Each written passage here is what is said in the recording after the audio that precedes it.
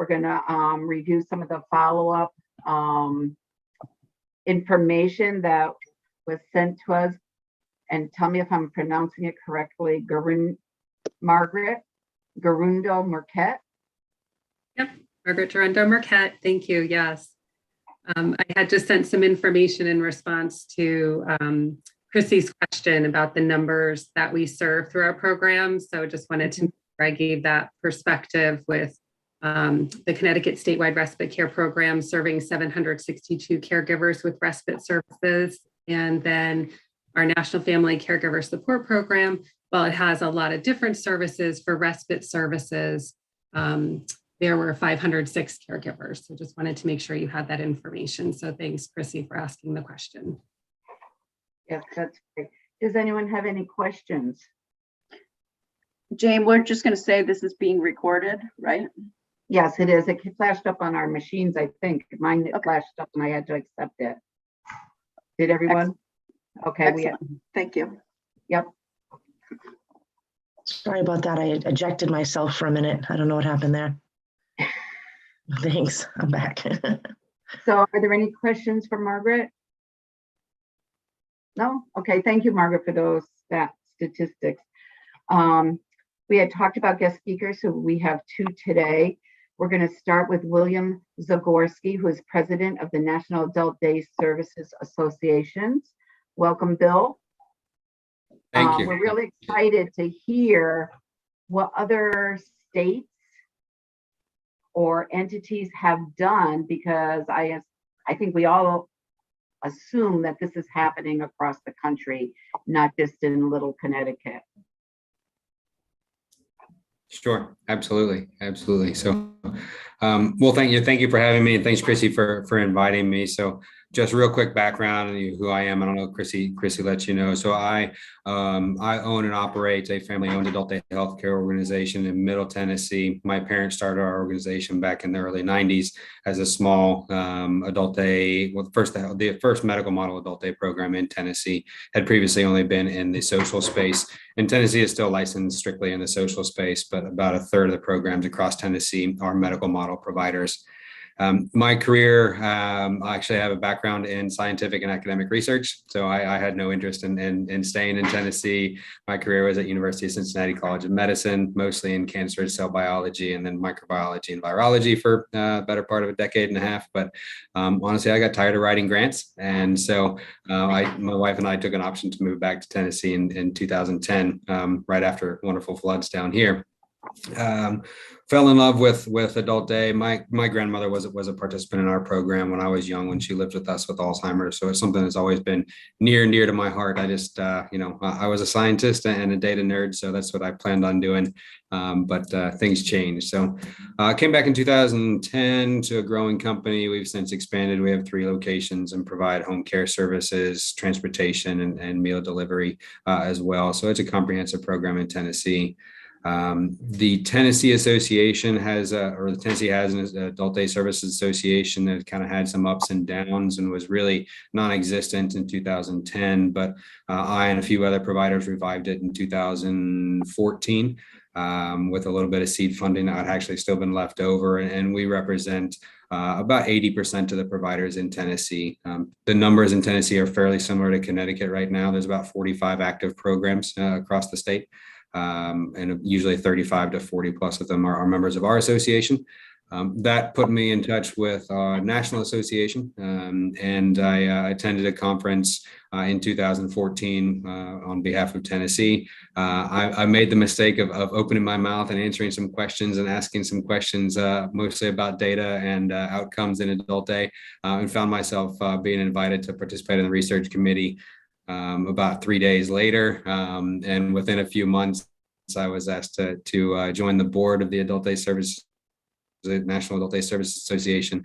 So I joined in 2016 as a board member. Have chaired the research committee since 2016, and then was asked to step in as chair as of late 2018 to take over on 2019. So I've been the board chair for the National Adult Day Services Association since 2019.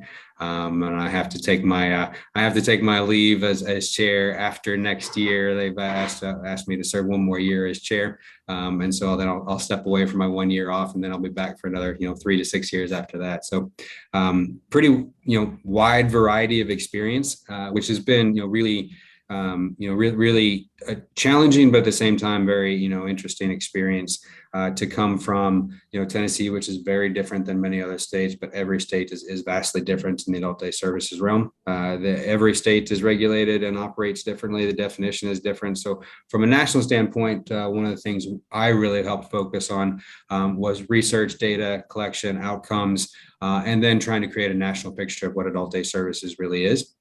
We spent the better part of 3 years going back through, being comprehensive, and actually coming up with a federal national definition of adult day services, which we did culminate in publishing last year. And so NASDA recommends that the new national definition to be adult day services is a system of professionally delivered, integrated, home and community-based therapeutic, social, and health-related services provided to individuals to sustain living within the community. So long information. Thank you. So every word in there was deliberately chosen and inserted in that definition, because adult day services has grown significantly, even since 2014. There's almost 100% growth in adult day service organizations across the United States. NASDA itself does work directly with the CDC and operates part of the National Study of Long-Term Care Providers. So we have been able to have a finger on the pulse of adult day throughout the U.S. In 2014, there was about 4,000 licensed locations. As of 2020, there was almost 10,000. There's certainly some attrition over the last 2 years, but it's difficult to really ascertain the total effect of COVID-19 on the business structure. However, the ongoing push for deinstitutionalization is absolutely felt across the operating platform in the United States. The real growth in that 4,200 to 10,000 has been, across the spectrum, but most of it in the mostly or somewhat medical space, somewhat in the for-profit industry, and then also significantly in the disability community. So previous to 2010, adult day services was really thought of as a program for individuals, of older individuals over the age of 65, and a lot dealing with Alzheimer's and dementia, which there's a significant need for. But what individuals have found, especially nationally, as waivers continue to change, people in different states roll waivers into single waivers, or multiple different waivers get rolled into managed care as it transitions to managed long-term supports and services. Adult day has really, evolved to be inclusive of individuals of all ages and all acuity ranges and all diagnoses. So the growth has been in the comprehensive programs. And I mean, I certainly appreciate that growth, because we're one of the few providers in Tennessee that have always been age and diagnosis agnostic. We have individuals as young as 18, as old as 100, and actually our oldest, Wilbur, passed away when he was 113, everywhere in between. Dementia, cognitive disabilities, significant number of younger individuals with developmental intellectual disabilities. Also individuals that have been in that developmental intellectual disability system for a long time. As the waivers change, and as well as the public influence change, deinstitutionalization and changing those DIDD waivers has allowed for individuals to age in place with developmental intellectual disabilities, but they still need comprehensive home and community-based services. So that's really where that growth has continued. And honestly, I think the growth, although started to slow with COVID-19, there's been an acceleration of need with the push for deinstitutionalization. The cost of care of adult day is significantly less than any other long-term care paradigm. We are roughly, nationally, the long-term care, Genworth constitutes or does a national long-term care survey. As of 2020, adult day averaged about $78 a day. I think in Connecticut it's about $85 a day. As a comprehensive service model, which is less than half of home care and assisted living, and less than a quarter of skilled nursing. So the cost saving alone is significant. It is difficult to really calculate the average length of stay. We did for our Nashville location, which is the one that we've operated for over 30 years. Our average length of stay was 11 and a half years. So it is not an episodic nature of care that Medicare is able to really understand from a 90 or 180 day process. But Bill, so let we me are. stop you for 1 second. We lost those last couple of sentences because froze. I don't know. if I'm it did sorry. for other people. So I was just talking about the average length of stay. So we calculated in our Nashville location, that average length of stay was almost or a little slightly over 11 years for an average length of stay for an individual attending the program. So yes, you have to get rid of the episodic nature of care that Medicare really concentrates on that 90 and 180-day episode, because these are ongoing chronic individuals that need a chronic care, and they're going to sustain living in the community. But being able to provide, in community service, home and community-based services like Adult Day allows them to live in the community, avoid institutionalization, avoid nursing home and hospitalization. So, these are individuals that receive, chronic care for a number of years. The other issue that's really come about as a result of years of economic pressure, but certainly exacerbated by COVID-19 and the pandemic, is the labor shortages. I mean, everybody hears it, everybody knows it, is all over the place. And I don't want to overstate it, but adult day services has generally been insulated from that. Yes, there's wage pressures. Most programs in adult day pay similar rates to home care and nursing homes, usually slightly lower, but honestly, the stress is much lower. The benefits are usually made up. We're usually daytime programs that might provide some additional evening and weekend services. But the joys of working in an adult day have insulated that from a labor aspect. And it's a group-based setting. So we are not a one-on-one level of care. So if an individual is, needing one-on-one level of care, they usually receive home care or skilled nursing. But since that one-on-one level of care is eliminated as a group-based setting, adult day has generally been insulated from those labor shortages somewhat. Again, I don't want to overstate it, say that we're exempt, but adult day programs are usually staffed to a level of much more than they're required to provide. So therefore, if one or two caregivers are not able to make it in that day, that program is still going to be open. It's still going to be within regulatory ratios to be able to provide those services. So, adult day really does represent, and I know I'm biased, I'll be the first to admit that, adult day services is the lowest cost, least restrictive environment for long-term care. It is providing a quality of life for the caregiver as well as the recipient of services, because the caregiver can still have a meaningful life, whether it's a working individual or a spouse at home. What we've really found, and there's a lot of research in the arena too, is the quality of life for the caregiver is significantly increased due to the individual being able to receive a comprehensive set of services during the day, during the week. And that's doubly effective as for individuals in the developmental and intellectual disability community, because caregivers are still working. They're working for 20 more years with an 18 or a 20 or a 25-year-old individual with a developmental disability that can't be left alone. So adult day services is their answer. They have a meaningful life. The individual lives at home in a supported environment during the day.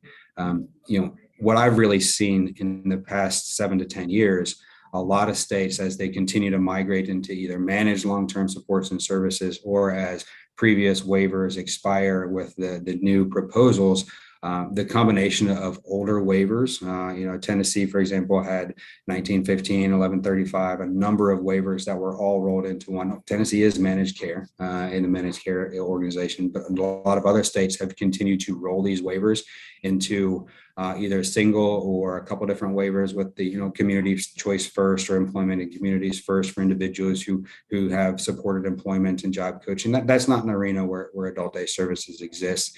We're providing services for individuals that generally cannot be supported individually. So you have Katie Beckett style waivers that are for severe medically complex patients, but generally everyone else in between, from 18 to 108, being able to have provision of services in the home and communities. So these new HCBS waivers are they're age agnostic. So individual programs and waivers that had been for 65 and older are generally having that 65 and older terminology removed for it. So then it's providing it for individuals of all ages and all diagnoses, assuming they meet the criteria, the medical and financial criteria of the Medicaid programs. I could probably give a lot of specific examples, but I know I work a lot with individuals that provide it in multiple states. Massachusetts, for one, is able to provide care for individuals across that age spectrum, and it's been very successful in Massachusetts, both for the care recipients and caregivers, being able to include services for individuals below 65 as well as older than 65. Tennessee went at that direction a long time ago. North Carolina is an example of how it had worked for a number of years. They're experiencing challenges right now as they roll into managed Medicaid, but it works on both sides. So I just, that's my, my quick intro. I would love to, answer questions. I can always talk about the data and outcomes. I'm a data nerd. I could talk about that one as much as possible, but happy to, entertain any questions, answer anything I can, provide resources in whatever way I can as well too. Thank you so much, Bill. That was very comprehensive, and wow, your background is very varied and interesting. And I'll open it right up to questions. Does anyone have a question? You probably touched on it, but is this happening across the country where, because we were only in Connecticut, we were only at $72 reimbursement. Am I correct with that, Cheryl? 70. You're 74. muted. Pardon? It was 74. 74, and it was just for the first time in a long time, I think, raised up. So it's up to 84 now, right? 8611. 86.11. Yeah, a number of states have been able to, adult day providers have always asked for reimbursement increases. It's been difficult to have that happen. Again, one of the benefits that has come out of COVID-19, especially with the use of the ARPA funds, is a number of states have been able to leverage those for home and community-based service rate increases, with the assumption that it's passed on to caregivers. I mean, it's an answer to the wage crisis. Tennessee was the same way, where we did receive a rate increase. It was our first rate increase in 17 years. So we garnered, it was about a 25% increase, and we're a per unit 15-minute reimbursement as opposed to per day. A number of other states were able to utilize Appendix K waivers during the pandemic to allow for remote services, and now are renewing some of those in their traditional waivers, realigning their waiver programs. Maryland, for example, they were able to use an administrative fee under the Appendix K submission during the pandemic, have now rolled that into their standard waivers, and they're going to allow for some of these partial hybrid programs to allow adult day providers to continue to provide adult day at home through a virtual basis, plus medical supervision, home delivered meals, and things like that. And then they've also expanded their waiver programs to remove barriers in age and things. And the age barrier, it still goes through the AAAs or through another state agency that still certifies them from a medical standpoint. So it's still controlled by the state. But it's allowed individual programs to resume operation, even though Maryland's still only, I think, at 65% capacity. So some states have been more comprehensive than others, but no, it's happening across the United States. Rate increases have been able to be leveraged from the ARPA funds. And the great thing about adult day is that although the rate increases are generally smaller, the effect of the state is much smaller from a budgetary standpoint. Adult day providers are able to leverage those increases to significant wage increases for their staff, just because, again, group-based setting, if you're able to provide for 50 individuals during the day and you have an average 12% increase, well, that 12% goes a long way for the 8 caregivers that are on staff. And so we've seen a lot of programs leverage those rates to exclusively pass on to the floor staff, and administrative and ownership staff usually do not take any of that aspect of it. So, there's a few states that actually are mandating, I think 87% of those funds going directly to direct care workforce, which makes sense. That's what we do in Tennessee. Okay, thank you. Representative Hughes. Thank you, Bill, for this comprehensive overview. You touched on a number of things that we were looking at last meeting. One is, somehow decreasing the age to serve more people. The other was looking at how could we possibly I hate to use the word leverage, but, support people with DD and seniors maybe on the same campus in different custom programs. There is a lot of resistance to that in Connecticut, I will say that, and Mag or others can back me up here in terms of combining the participant population and the needs. That's particularly doesn't seem to be appealing, shall we say, to our seniors at all, for the most part. But so I'm a little bit curious how you've done that in some of those settings, if they're truly combined or if they're distinctive programs. And we all are aware of the cost savings to the state and the long-term care costs to the caregivers in home and community-based settings. I think we're also in this committee trying to figure out what's the best way to fund adult day programs. So, I guess those two things I'd like to hear a little bit more about. Sure, absolutely. And so, yeah, I'm not surprised about the resistance. That's something that a lot of individuals have gone through. And a lot of adult day providers historically had gone through that resistance too. There is definitely a challenge to be able to provide services for an older individual with dementia and possibly at the same location in the same room provide for a younger individual on, let's say, the autism spectrum, just because of the differential, verbalizations, vocalizations, behaviors, and things like that. So it's really kind of diverged into, somewhat two different routes of action, but at the same time being able to combine those two. So one of the pressures behind it are programs in states that are, I'll say, Medicaid permissive, that are majority Medicaid funded states. The challenge has been Centers for Medicare and Medicaid Services came out with the HCBS final rule setting in 2015, and it's still being implemented. But what that really pushed is not just person-centered care, but making sure that individuals are not restricted to certain areas, or not restricted to or defined to certain groups and diagnoses. So depending on how the state implemented the HCBS final rule setting, and then there's this heightened scrutiny process, it was all meant to deinstitutionalize, CMS funding.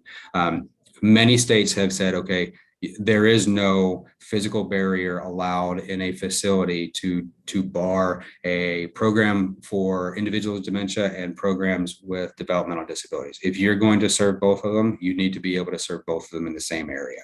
Now, and that has worked in some states. Tennessee did that, but there's also some exemptions for that depending on where you're located. We've been very successful with it internally, but it's just because of our own individual mission and organization.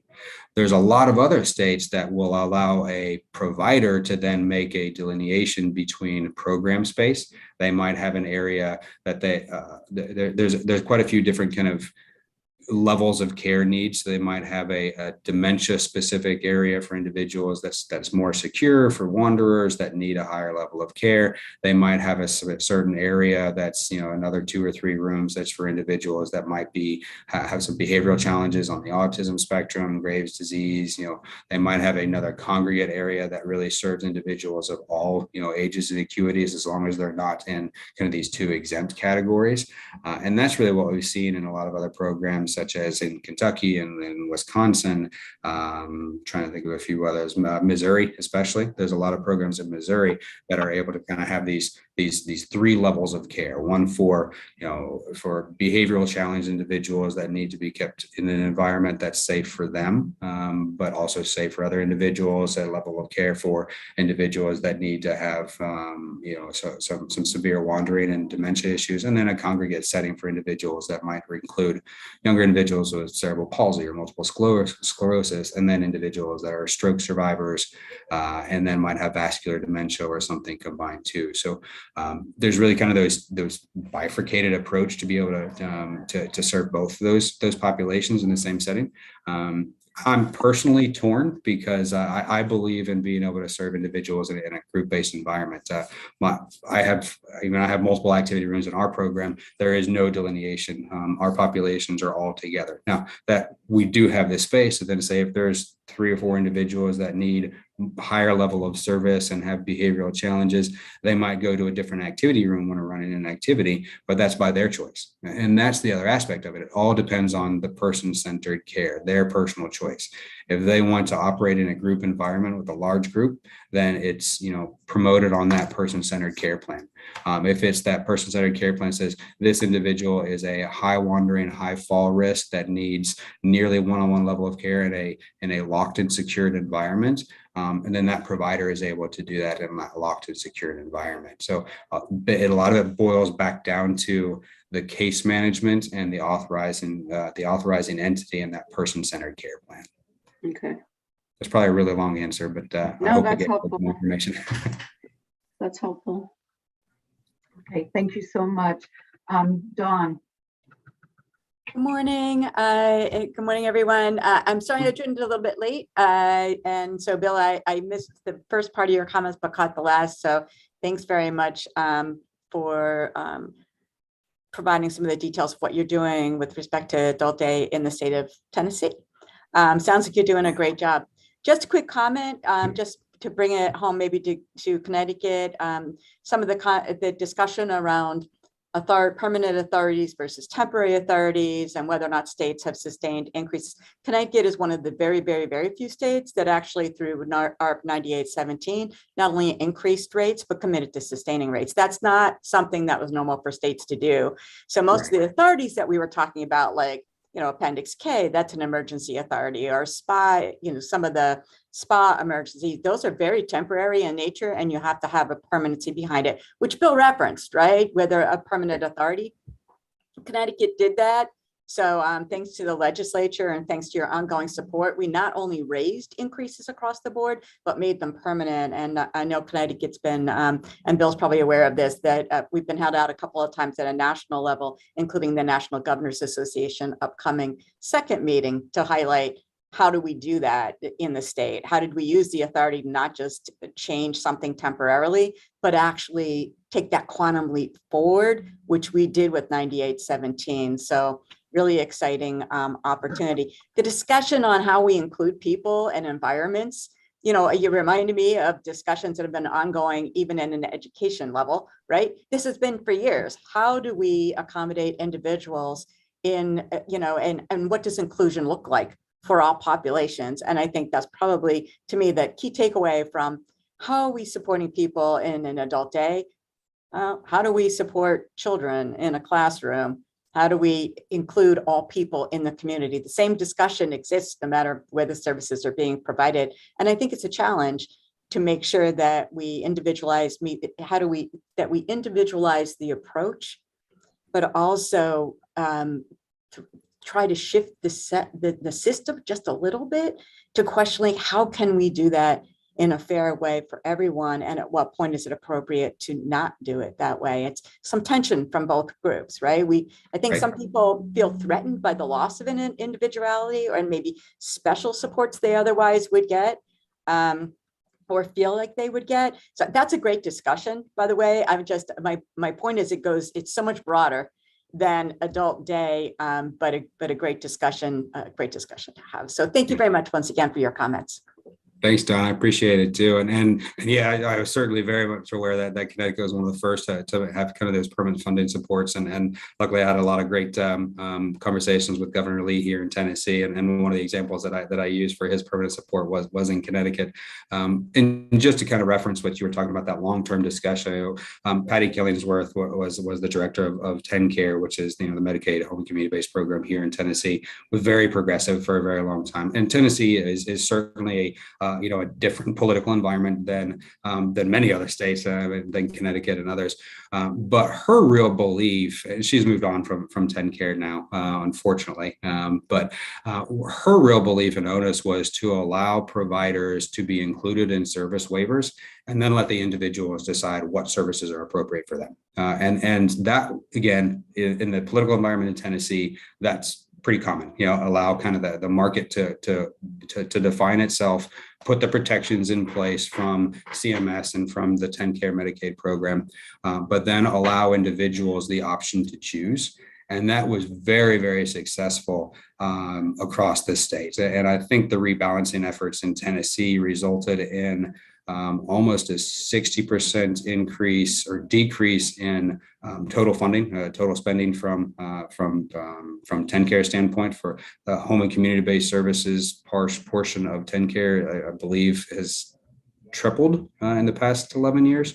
And so institutional setting, I believe, is only about 25% of the population served in TennCare, where we're almost 75% in the home and community-based setting. And they have that option across multiple levels of care, and whether it be developmental disability specific programs or employment and community first programs, or these 3 levels of home and community-based services. And that was really where Patty and TennCare were instrumental in allowing 38 services to be included on the waiver programs, and then allowing each individual to properly choose what's right for them. There's certainly a lot of guidance from the managed care standpoint. They get a capitated rate no matter what. So there might be some guidance to use lower cost programs or a lower level of care, but that individual and their caregiver are able to make that decision of what's right for them, no matter what managed care says. So it's been successful, and it's a replicable process. I miss Patty significantly, but it's been a replicable process, and that was supported a lot by what was previous NASUID, but now USAG, and Sandy Markwood and I have had quite a few conversations that even in the non-managed care space and the AAA space throughout the United States, some of these options are being promoted as allow individuals to choose. And that is what CMS provides. That is what everyone really wants to go back into person-centered care. So give them the option to choose whatever service paradigm is right for them, with protection from harm clauses, with financial and fiduciary responsibility charges as well too. So Thank you, Bill. To me, that's one of the most important things, is what you just said, is choice, that it should be available and put out there, transparently for families, because each family is different, each person's different, each circumstance, etc. So I appreciate the conversation on that. Chrissy. Hi, yes. Sorry, I've finally learned how to use the raise hand feature. I've been practicing that, so I don't have to actually use my hand. So I just wanted to follow up on one thing that Bill touched upon, which I believe either Melissa or Margaret, I'm sorry, had mentioned in the last meeting, was the Genworth cost of care study that is conducted nationally. So I shared, it was late yesterday afternoon, I did share the most recent survey data with Mr. Cameron so that he could share it with the group either before or after this meeting. And it was able to show the national numbers comparing the cost of adult day service, other services for both national and for Connecticut. There it is. Okay, so I just wanted to, since Bill had mentioned it, I just wanted to refer that we have that information to look at. So this particular sheet shows the state of Connecticut 2021, the cost of homemaking, the personal care, home health aid. That's an annual, that would be an average monthly cost of what the state is spending right now versus adult daycare for the same amount of time for a consumer. And then, of course, assisted living and nursing home care, which we know to be exponentially more. But really, the comparison of the first 2 sections is something that we thought was important to share. And somebody, I apologize for not remembering who, had mentioned it in the last meeting. So I just wanted to make sure we all had that. Thank you so Chrissy, much. What's not included in this, and you have to dig down a little bit in the cost of care survey. It's not surprising is the average increase, the percentage increase in these rates. So assisted living has generally grown. The rates for assisted living has generally grown by about 10 to 12%. In the 21 and the 2022 data obviously is not available. From 20 to 21, I believe assisted living grew at about 12% annualized rate. Obviously, homemaker and home health has significantly increased, mostly due to wage pressures during the pandemic, as well as reimbursement rates. So the homemaker and home health rates have grown by almost 35% in the past year. more than likely will increase, over time. You see now there's very little difference in home health, homemaker, and assisted living costs. Obviously, it does not get into institutional care. Adult day has grown by from 20 to 21, grew by 4.5%. And its average, I think we're looking at about 5% from 21 to 22 at the moment. So again, this is where it gets back into that insulation from the wage pressures because it's a group-based setting. That reflects also the nature of adult day programs because most of us serve individuals privately too. I don't want to charge anybody more, even though I'm paying more individuals. My margins might go down, and I'm okay with that. Even I'm one of those big bad for-profit entity, for-profit companies. But I'm not going to be retiring to a private island, and I'm perfectly fine sleeping well at night. So our cost of care has gone up, but we don't charge more. And our Medicaid rates luckily have caught up to our private rates anyway, but we're not increasing our private rates, and that's reflected across the nation too. Thank you. Dawn, question? So just a comment on the way that Medicaid Connecticut looks at this, and I'm talking about Division of Health Services. Genworth is a great national publication. It's one of the best sources for a lot of things. It is private pay though. It's not Medicaid rates, and it's not Medicare rates. So just kind of putting a pin in that the information that we have that provides some comparability across states, and is a great resource, widely used in OPM and your work, Melissa, I know, and also in lots of national scorecards, they'll reference this, but it's private pay. So just keeping that in mind. So the variance between Medicaid and private pay varies greatly by states. And so you can't necessarily look at this on a national level and then draw a direct correlation to where Connecticut lies within that. That's all. The University of Minnesota creates there's an annual Minnesota Medicaid rate survey. So they operate the Medicaid rate survey, which also, since the VA went to the mission, when they transitioned to the Mission Act, so the VA cost of care is always referenced by the Minnesota Medicaid rate survey. I can always, if needed, I can always give it to Joe Gogler, who's on our research committee, because he is in the same department that operates the Medicaid rate survey. But you're right, these are private rates, and the Medicaid rates have changed significantly over the past couple of years. But generally, Medicare rates have been less than private pay, but over the past few years, we've seen that change to be pretty comparable, depending on states. California is an outlier. Texas and Florida are outliers. So there's a lot of variation, of course, too. Okay. Any further questions? I'm just wondering, Jane, if we could ask Bill to give to our committees some of those executive summaries of research that you're referring to for our work. Like we're trying to come out with some, proposals for the next legislative session. And I think your data, like some of the things that you talked about would be really helpful as we put that forth. I mean, your choice as to what you send to us, but That would be, Sure, that's a great suggestion. Right. Also, Yeah.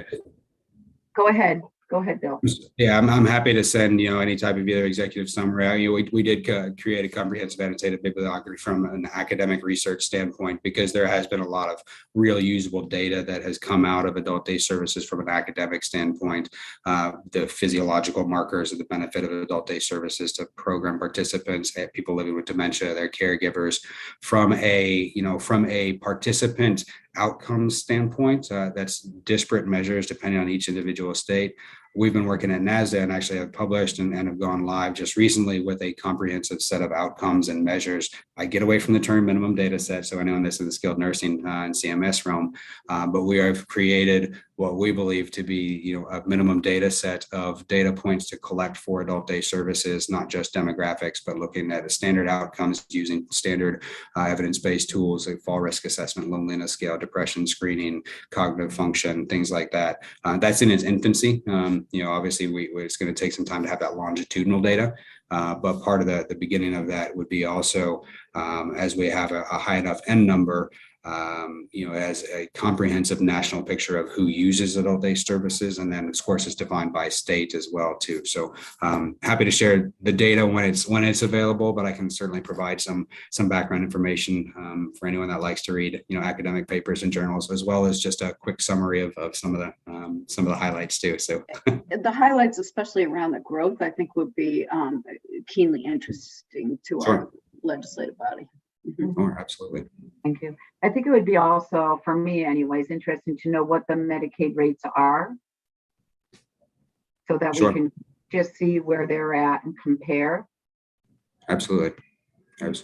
I'll tell you anecdotally, Connecticut's in a, the rate itself, the challenge with looking at the rates really is comparing per unit and per diem. A lot of states are still in this 15-minute per unit, and so it's authorized by however number of hours per day. That's mostly in the managed Medicaid realm. Most of the states that still operate outside of managed Medicaid still operate on a per diem or per half day. And then there's also the question of, is it inclusive of additional services? A lot of states that are per diem do not include transportation, so that's an additional rate. So it's a pretty comprehensive matrix when you look at it. You'd have to sort and filter quite a bit, but generally in the states that are in the per diem phase, or per diem non-inclusive of transportation, with the exclusion of the high kind of that states like California, which is over $200 a day, and the lower states like Texas is not included, as like $37 a day. The averages really are between $60 and $80 per day for just the adult day services. And then the transportation rates really vary between $17 and $45 a day from again, permissive states and then non-Medicaid permissive states. So Connecticut's really right in the middle, probably on the lower end since it does include transportation, but it's not necessarily serving a significantly rural population too. The states that are larger have higher reimbursements for gas and transportation in general too. Transportation has come up as a big issue among our group, and looking at it, it's Right. included in that $84. It's not separate. So Right. any further questions or comments? Thank you so much, Bill, for taking the time to come and present and give us all this great information. Thank you. It's been an absolute pleasure. And please send some of that rain down to Tennessee. I need it. I hear you. I feel you. I appreciate it, everybody. Everybody take care. Thank you. Okay, so let's move right along. And something just covered up my screen there. Sorry about that. And now we're going to hear from Dorian Long from the Swiss, who's the Swiss program administrator. So glad you could be here today with us, Dorian. Glad to be here. I work at the Department of Social Services, and we administer several programs. One called the Social Work In-Home Support Program, and we also administer the Protective Services for the Elderly program. And under those two programs, we do provide access to adult day services. We tend to utilize the service more long-term under our social work in-home support program because, the length of stay in that program, it serves people age 18 up until when they turn 65, really to transition usually to the Connecticut Home Care for Elders program. But we also provide interim supports while folks are perhaps awaiting other more comprehensive home and community-based support. So it is definitely a support to participants in these programs. We tend to utilize it in circumstances that Bill kind of outlined where there are family members that are providing support to their loved one. And having that opportunity for them to go to adult daycare frees them up to engage in other activities while providing a safe and supportive resource for persons in need.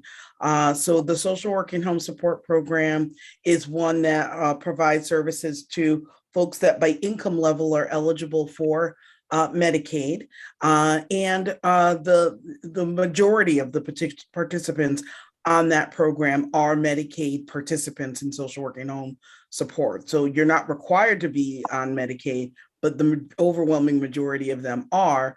but they're not participating in a home and community-based waiver. So that's kind of the nuance there. Any Yeah, questions? Dorian, we had wondered in our last meeting how either families or providers can get paid from Medicaid if they're not in the waiver, if they're not in the, if there are ways that they can get paid. And I guess that's where the confusion, that's what we wanted to ask you. Right. So that would be something. I'm not usually a punter, but the unit that oversees Medicaid services is where Dawn sits. And just in my experience, usually those are supported under home and community-based waiver programs. But Dawn is the expert when it comes to Medicaid at this scene. So I'm gonna shoot that over to Dawn. So thanks, Dorian, but I got a little confused on the question. Yeah, I feel the love, Dorian. Can you please restate the question? I was a little confused. Yeah, so last meeting when we were trying to talk about who can access adult day programs, is there access through straight Medicaid for adult day beyond the either Connecticut home care program for the elders or the waiver program? And is there a way for those providers to bill Medicaid or whatever to get paid? I mean, it seems like we're a largely private pay model, which is still really cost effective, right? But how, I think there was some confusion from the adult day folks about how they can get paid and how people know about it, through Medicaid. Right. Okay. Thanks for that. That's helpful. So there are two different administrative authorities. So when we say administrative authorities in Medicaid, we're talking about the actual documents that get submitted to CMS and then create this that we have to operate under. One is called 1915I. So that means that people can be less than nursing home level of care on Medicaid.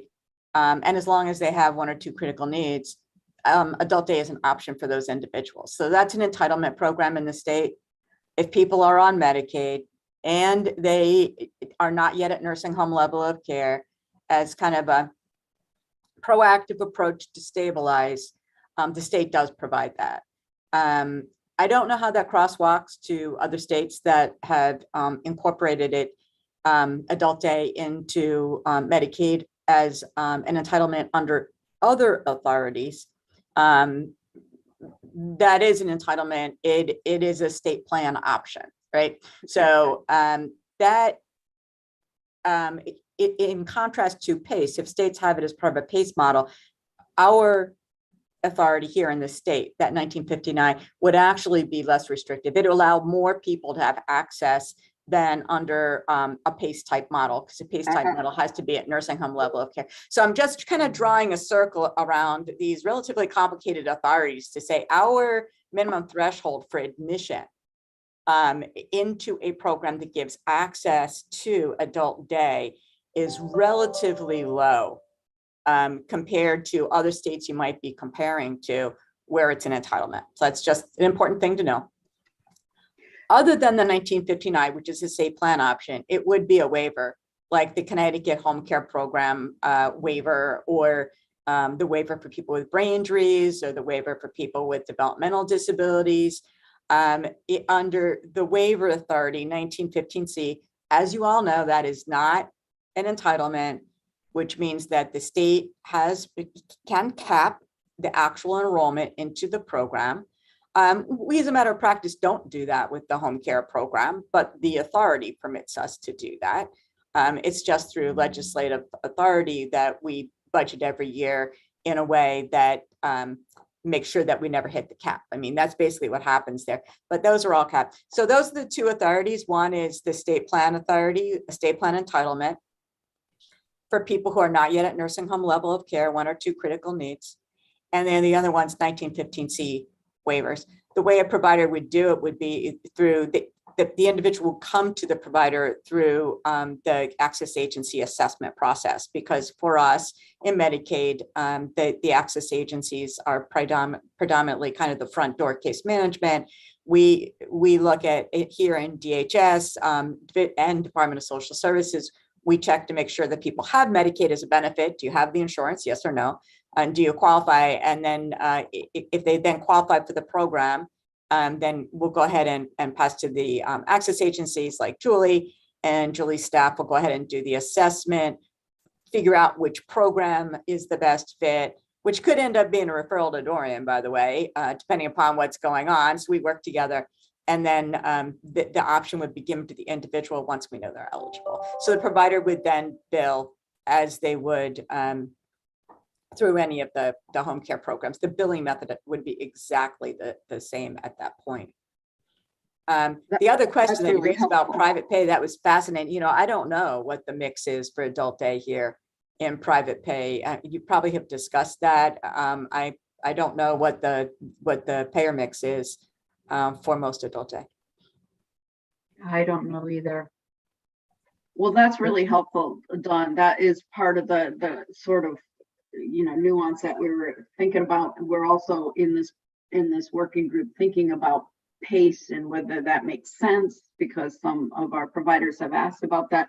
But I also want to make sure before we run out of time, Dorian, do you have numbers on for how many are coming through your programs to adult day? Do you have those numbers by any chance? On the Swiss side, we're actually in the midst of replacing our database, so our numbers are a little skewed. Under protective services, I can tell you that we had about 12 participants go to the program, and I would indicate that we probably have about 20 to 25 folks receiving Swiss services, but that really is more of an estimate based on the authorizations that we sign off on. It's not something that we track as far as our reporting.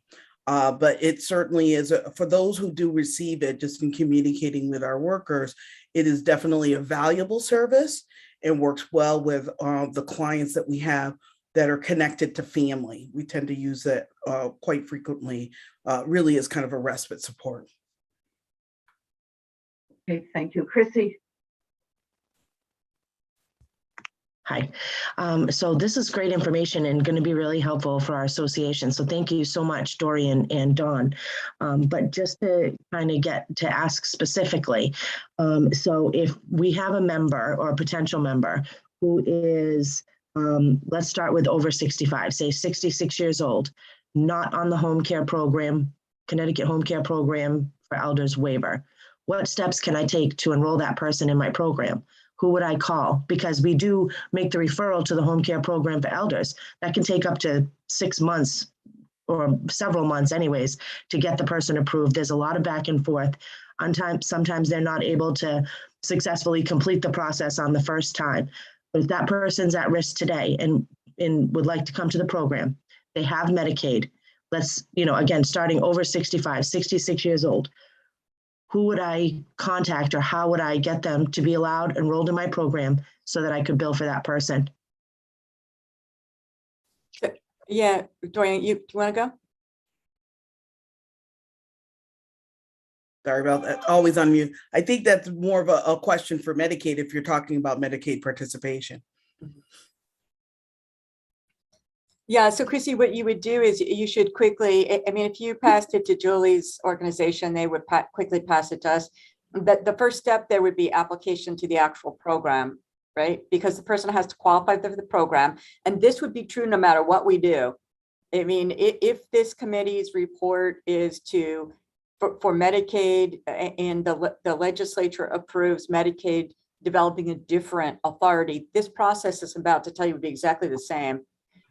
Which is the person has to apply for the program because there has to be a determination of eligibility prior to access to a program. So So we that's, have, you mean, when you say the program, you mean to the adult day program? no, it would be Sorry. under, to the actual program. So even, no, the program under which adult day is available. So if it's available under 10 different programs, this example over 65, that would be an application to the general home care program. And under the general home care program, we include that as an umbrella for a whole lot of sub-programs to try to avoid confusion. So that individual you're talking about is an application to the home care program. So there's no way for them to access my program until they're approved for that Connecticut Home Care Program for Elders. That's true. And my additional point is structurally, whatever we do, if we're going to expand and create a different program, I would not envision that that would be any different, because there has to be a determination of eligibility made separate and apart from the entity that is going to be getting paid for the services. That's a firewall. It's a requirement by CMS. We would never be able to bypass that step of determination to say, does the person have access? And then the payer can start. So Of course. the determination of eligibility is not going to lie within adult day. Just if it's Medicaid, we can't do that. Right, so we also have to get approval from their doctor as well. So we get, the statement that they're medically qualified from their doctor. So we usually get that first, and then we put them and apply them for the home care program for elders. So just because we thought that maybe we were incorrect, because all of the adult day programs are familiar with the process. You have a member, again, we're starting with just the people over 65. They come into your program, they have Medicaid, they have critical needs. It's verified by their doctor that they need this service. So the only way for them to get that service is still to go through the home care program for elders, right? There's no Medicaid direct process.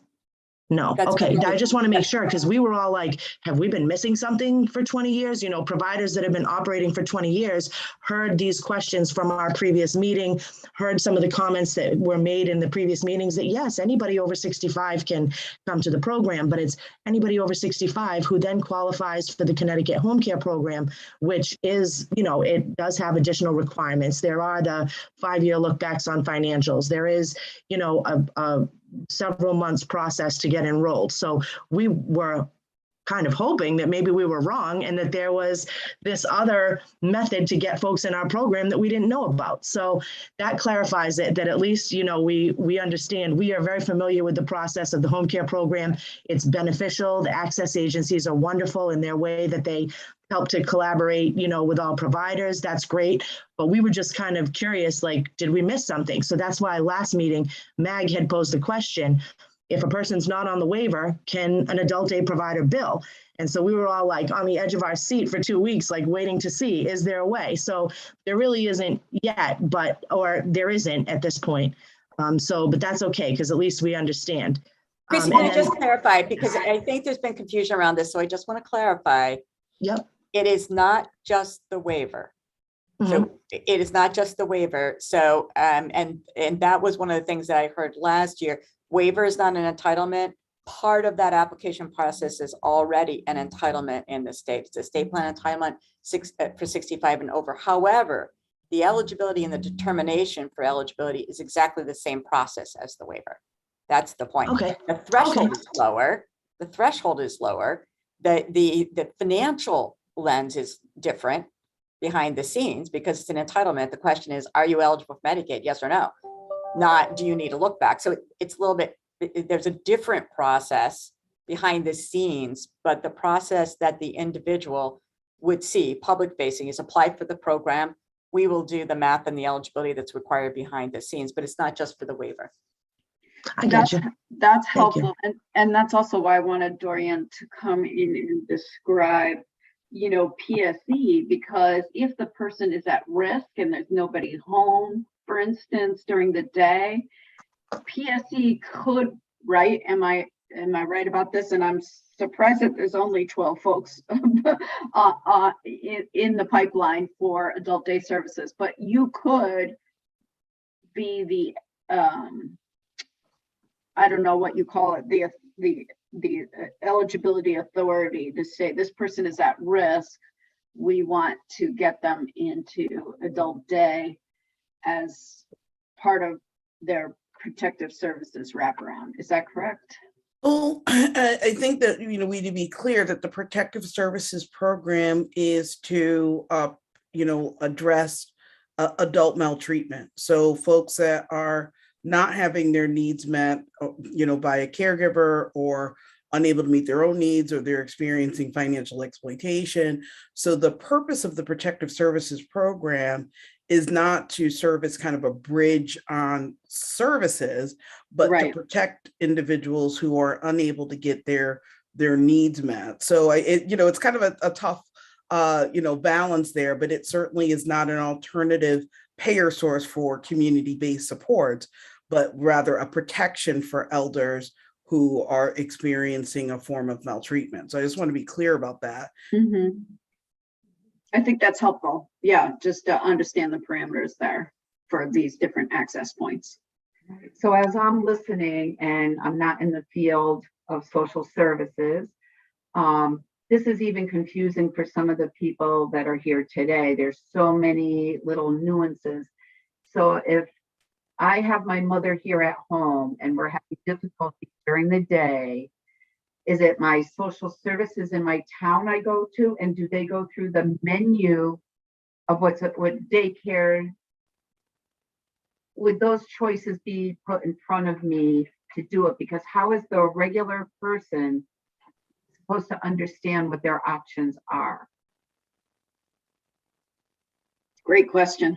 I see Dawn laughing. Well, It's a great and I'm question. laughing because I'm looking at Margie, because I think that's a good question for Margie to answer. Okay, Yes, and actually I was trying to type into the chat, and now I'm going to try to answer. So if they do go to either, their local senior center or a municipal agent or town social services, or even the area agencies on aging, they can be connected. And it's the two programs that we have that I've been talking about that do provide a bridge. You do need to apply for them and be eligible, but they do provide that bridge to like the home care program. okay. Any other questions? Okay, let's talk about what new information do we want. I would love to hear about what the Medicare, Medicaid reimbursement is as compared to the private for home, what it was for day centers, and the different programs so that we can match it up with what he brought today. Is that something that DSS can do? Someone? I think definitely. And I think the other thing that might be helpful is to kind of lay out a visual for how we're constructed now and then what we're currently working on. So, so that you get a sense of how your ideas might fit into what is already in development, complement what's in development, or unintentionally duplicate what's already in development. But I Which think we don't want to do. yeah, I think, Bill was great, but Tennessee is really different than Connecticut in a Right. lot of ways. And so structurally, you can't really, you can compare the two at 10,000 foot level. And I think the information provided was amazing and really, really helpful. But, for next step, I don't think you can draw a comparison with, Right. where Tennessee is, because there are some things that Connecticut does that are a lot better. And there are things that Tennessee does that are a lot better. And the question is, how do we build in a way that's logical for a next step, given the gaps that you see after we understand what that existing system is, what's currently in development, and then really what's the next best investment that we should make in order to not intentionally kind of create this little bubble over here that might not make any sense or might make total sense. But until we see that landscape, I think it's hard to do that. And that's why all of you are at the table, so that we're not duplicating and that we understand what we have. And I agree, his information was very valuable. I was hoping more like, what have other states are done towards transportation? What ideas are there out there of how we might be able to implement something to do it differently within the concept? So that would be great. will you take that on, Don? Sure. The visual, that would be great for in 2 weeks.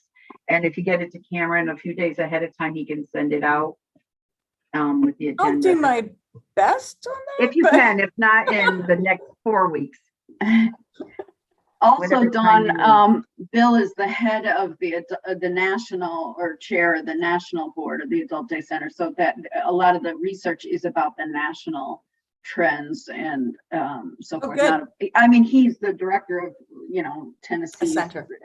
Center with 3 locations, but he was speaking more in terms of the research and evidence-based data about the national areas of growth and so Really forth. helpful, because I thought, wow, for an adult day director, he's very national. He's very educated. So that's helpful. So Yeah, anyway, you missed that portion of his I missed intro. that part. Yeah. That's okay. Can I ask, hi, Julie, this is Julie. Have we looked at utilization data across like the last 10 years of Adult Day? Have we looked into that? I know, so I'm with Connecticut Communicare. I'm sorry, I've missed several meetings. And we're the access agency that Dawn was talking about. And we serve some 1,400 people who utilize Adult Day. We're in 3 regions across the state. So I was wondering if that's something we've looked at across time. I think that would be helpful. I'm sure that's readily available. And also to Chrissy's comment about the prolonged process of getting somebody eligible for, we hear you, we're looking at the data, you would reference that sometimes people have to get re-referred. It's not a one-time process, and we have really committed to looking at that. Perhaps it's naive because I know this has been a problem for years and years and years, but working with the Department of Social Services and our provider network to see how we can expedite that process. So I want you to know that that's a top priority of Connecticut Community Care. Thank you. Thank you. And I can't emphasize enough how much we appreciate the work that the access agencies do, because particularly even after the pandemic, we're very aware there's staffing shortages we're hitting hard in the access agencies. There are care managers that have caseloads of over 100 participants. And I'm speaking from the Southwestern area on agency where most of my clients are from. So I totally understand that there is a struggle there for the access agencies, and we know that they're working hard. And so it's absolutely a partnership that we value, but we were just kind of hoping that there was some alternate method to allow a client to come to our program either during that extended waiting period or in lieu of it. And so that's why, but thank you so much. And we really do appreciate from all the association, I can say from all the access agencies, our members, our association members are glad to be working together. So thank you. And we appreciate the hard work it takes to case manage thousands of people. Thanks. Thank you. Cheryl. Again, on behalf of my facility, an adult day center here in Connecticut, what your agency does is a huge help for some of our clients that are between getting onto other programs. And part of my assignment for hopefully the next meeting, I'm working with some of the association's members to bring some testimony about that program so that people know about it. It is such an important part of Adult Day. I have clients on both the national and the state program, and the administrators of that program are very helpful. And some of us, it kept us going as well during the pandemic when numbers were down. So thank you. And I hope to get all of that testimony, some in writing and some work with Representative Garibay, some of them to actually come briefly onto our next meeting. Great. Okay. And it doesn't make it any easier, but just out in my community, I'm seeing that people waiting 3 hours in a hospital ER aisle, waiting for a room to get in. People in mental health crises, there's no beds. And it really isn't because there isn't a bed, it's because there's not staffing to take care in those beds. So I personally feel we're a little bit in crisis in many different areas, including the adult care. But anyway, sorry about that. I digress. Thank you. Are there any other comments? So I understand, Dawn, you'll bring a visual of what we have, where we can collaborate, where we might be able to make it better. Is that what I'm understanding? Thank you. And the utilization of adult centers over 10 years. Chrissy and Cheryl, can you bring that? Sure. We can probably work with, if you want the specific numbers, I think we would need to work with DSS to get that. So Yeah, we We can can- probably run that, Chrissy. We can probably do state utilization. If you need to see it by region, we can probably do that. That's not a difficult thing. I put it on my list, if that's Okay, helpful. okay. we Thank can- we you. can That follow would up give with you Medicaid numbers, but it wouldn't give you private pay. Correct. So- We have no idea what's Right. going on. That's a very good We point. can, It'd be we can very- survey Get our private pay. association. Yeah, we can survey the association members to see and get a rough percentage of what's private pay versus state paid. We should be able to get that information from our members. Okay, that would be great. Is there anything else that we'd like to see in the upcoming meetings? No, we're good? Just, there was a question in the chat, Representative Galvin, and I just want to make sure that I'm writing to it right now, but just in case people saw it, the question was from Mag. That what if the person, I think Chrissy, this is probably while you were talking, what if the person is already on the program? If the person's already on the program, then they should literally just call their case manager and request a care plan change. That's different. That's a very fast process if they're already on the program. So it literally is call up Julie's staff and just say, I'd like to request a care plan change. I think she was referring to if somebody's on Medicaid, but not the home care program, meaning like they come to us and they already have a gray card. Like they have a DSS number and a gray card, but they're not part of the home care program. Because that was a question we had. So Right, that so- gets a little bit more complicated Right. because having a gray card could mean a myriad of things, right? So it could be that you're on the Medicare Savings Program, or it could be, now, if you are on a full-fledged Medicaid program and have been on the program for a number of years, the ability to transition to a home and community-based waiver program is a lot easier. But if you've just been granted general Medicaid because you're lower income and have minimal assets, there's still a need to do that Medicaid look back. So it's just so complicated. Those gray cards are wonderful and they come with a lot of service, but it doesn't tell us a whole lot until we're really get under the hood to see what's happening. Right. It's the same thing as us having a health insurance card, which let's say we all have a health insurance card, and knowing you have health insurance, but then wanting a specific service from your health insurance. Maybe you want to, you're looking for admission to the hospital for something, or you need a blood test for something. You can't just authorize it yourself. And the vendor, the doctor, can't just authorize it. They have to call the insurance company and say, is this person eligible for this service? That piece has to be done, and that piece is done through Medicaid. So if they have the right insurance, and to Dorian's point, it might not be the right insurance. It might be the wrong insurance. So our cards look very similar. So the first question, is it the right insurance? And then if it is it a covered benefit under the insurance? Are they eligible for it? So that's why it's a little bit longer. That makes sense. Like, so if I have Harvard insurance and you have Harvard insurance, my plan might cover acupuncture and your plan might not cover acupuncture, for example. So that Mhm. makes sense. I get Right. that. Or they might have a different process. If you're going to get acupuncture, they might say, hey, we need these 3 things before we're going to say that you can have acupuncture. They might want you to prove certain things or verify, right? It's that. Gotcha. That makes sense. Thank you so much. Thank you, Dorian. was too. excellent. Thank you. Thank you. That really clears things up a lot. When we see those silver cards. Yeah, they come flashing it like, but I have have Medicaid, insurance. and And I I have have it. DSS, and then they get this package in the mail that asks them for, 20 pages of documents, and they just put it to the side because they already have their DSS card. So, yeah, I get it now. Thank you. Is there a difference in adult centers like there is in nursing homes or long-term care, where there are some that if you're on Medicaid, you get sent to certain nursing homes.